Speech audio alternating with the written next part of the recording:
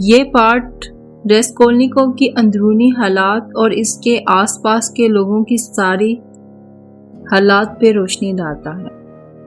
یہ وہ وقت ہے جب قتل کے بعد زندگی آگے چلتی ہے، مگر خاموش اور ہر لمحہ سوالات سے بھرا ہوا۔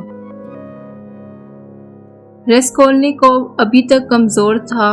وہ پلنگ پر لیٹ کر دیر تک سوچتا رہتا، آنکھوں میں تھکان، چہرے پہ سفیدی اور زبان پر بے ضروری سوالات۔ اس کا دوست رازومکین اس کے ساتھ لگا رہتا، خدمت کرتا، کھانا لاتا اور کبھی کبھی ذرا سی ہنسی بھی لے آتا۔ رازومکین: راسکولنیکوف، تو تھوڑا خود کا خیال کر، بہت کمزور لگ رہا ہے۔ تھوڑا کھانا، تھوڑا آرام۔ لیکن راسکولنیکوف کا دل تنہا تھا۔ اس میں ابھی بھی اس وقت کا بوجھ تھا جو اس نے پہلے اٹھایا تھا۔ اس کو پھر ایک خط آیا، اس دفعہ اس کی ماں اور اس کی بہن دنیا سے۔ لفظوں میں ممتا اور گھبراہٹ دونوں ساتھ ساتھ تھی۔ خط میں لکھا تھا کہ دنیا شادی کے لیے سوچ رہی ہے، ایک شخص سے جو پیسے دے سکتا ہے اور گھر سنبھال سکتا ہے۔ راسکولنیکوف کی ماں کے الفاظ درد بھرے تھے، بیٹا، گھر کے حالات خراب ہیں، یہ دنیا کے لیے بہترین راستہ ہو سکتا ہے۔ یہ سوچ راسکولنیکوف کو ہلاتی، نہ اس لیے کہ وہ بے وزن تھا، بلکہ اس لیے کہ اس کو معلوم تھا دنیا کا مستقبل صرف اس کی خواہشات سے نہیں، دنیا کے فیصلوں سے بنتا۔ رازومکین ایک ایسا دوست تھا جو ہر مشکل میں ساتھ رہتا، چاہے رات ہو یا دھوپ، دکان کے چکر ہو یا پیسے کی تلاش۔ وہ کبھی راسکولنیکوف کو اس کی محبت کی مثال دیتا، کبھی خود ہی اپنی زندگی کے مسئلے بیان کرتا۔ رازومکین: تو صرف کتابوں میں سوچتا ہے بھائی، زندگی میں ذرا کام بھی کر لے، چہرے پر تھوڑی سی خوشی دکھتی ہے۔ لیکن راسکولنیکوف کی مسکراہٹ اب زیادہ دیر نہیں دکھتی۔ ہر بار جب وہ تھوڑا سا ہنس دیتا تو پھر سے اندھیرے اس کے چہرے پر چھا جاتے۔ شہر میں لوگ سونیا کا نام لیتے، ایک لڑکی جو پریشان پر پرصبر تھی۔ اس کی معصومیت دوسروں کو چھو لیتی۔ رازومکین سوچتا ہے کہ سونیا کو راسکولنیکوف سے ملانا چاہیے، شاید وہ کسی طریقے سے اس کی روح کو تھوڑا سکون دے سکے۔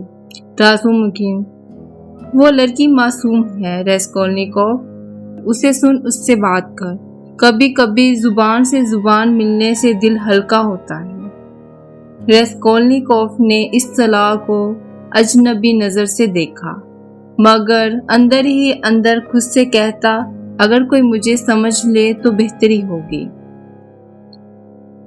ایک دن راسکولنیکوف باہر نکلا۔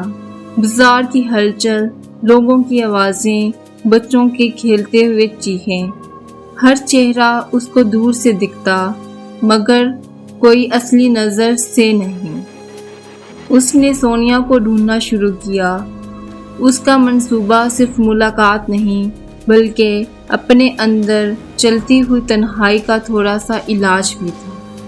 بازار میں راستے اور چہرے بدلتے رہے، پر راسکولنیکوف کی سوچ اپنے ہی دائروں میں پھنسی رہی۔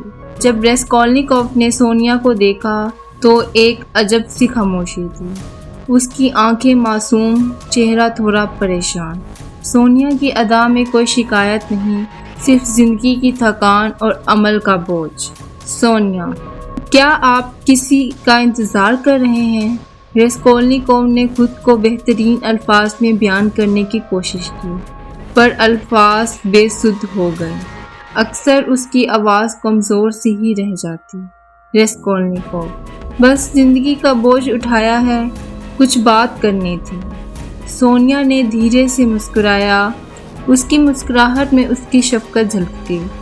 وقت گزرتا گیا اور دنیا کی شادی کا مسئلہ تیز ہو گیا۔ ایک آدمی، لوزین، جو افسر تھا، پیسے والا تھا، دنیا کے لیے ایک ترجیح بن کر سامنے آیا۔ لوزنگ کی تقریب سے لگتا تھا کہ وہ سب تو ٹھیک کر دے گا، پیسہ، عزت اور ایک نیا گھر۔ رازومکین اور راسکولنیکوف دونوں الگ الگ طرح سے اس بات سے گھبرائے۔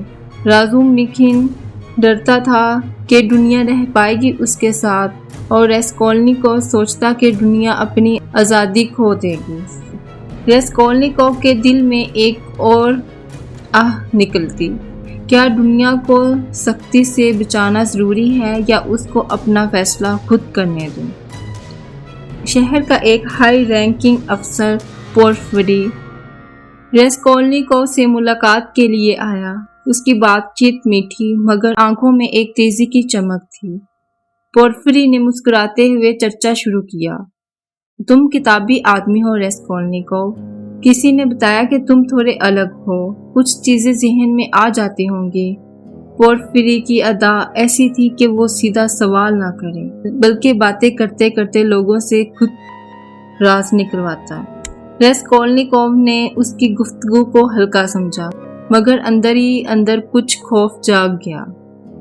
راسکولنیکوف اپنے سے لڑتا رہا، کبھی وہ اپنے عمل کو غلط سمجھتا اور کبھی کہتا کہ غلط لوگوں کو مٹا دینا صحیح ہو سکتا ہے، مگر پھر سے اس کی روح درخت کی طرح جھکتی۔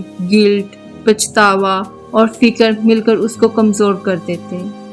وہ رک کر آئینے میں دیکھتا، اپنا چہرہ پہچانتا مگر انجان سی نظر آتی۔ اس دور میں اس کے سپنے اور حقیقت بے علاج ملتی۔ کبھی اس کو سچ میں ایسا لگتا کہ دنیا دو حصوں میں بنتی ہے، ایک جو حقیقی اور دوسرا جو بے بنیاد۔ رازومکین نے ہمت کی اور راسکولنیکوف کو باہر لے گیا، طبیعت ٹھیک کرنے کے لیے، ہوا چینج کرنے کے لیے، کچھ وقت کے لیے دکھ کو دور کرنا تھا۔ وہ ایک چھوٹی سی چائے کی دکان پر بیٹھ گئے، گرم چائے، خوشبو اور کچھ لوگوں کی ہلچل۔ رازومکین، دیکھو، زندگی صرف درد نہیں، تھوڑا وقت لگتا ہے مگر سب ٹھیک ہو جائے گا۔ راسکولنیکوف نے چپ چاپ چائے پی، لیکن اس کی سوچ جہاں سے اتری تھی وہاں واپس آ گئی۔ یہ پارٹ یہاں ختم ہوتا ہے۔ راسکولنیکوف ابھی بھی اپنے فیصلوں کی سزا اور سوالوں کے درمیان الجھا ہوا ہے۔ اگلے حصے میں دیکھا جائے گا پورفری کی تلاش اور تیز ہوگی، دنیا کے فیصلے پر ضد اور تنازع بڑھے گا، اور سونیا کا کردار راسکولنیکوف کی زندگی میں ایک نیا موڑ لے آئے گا۔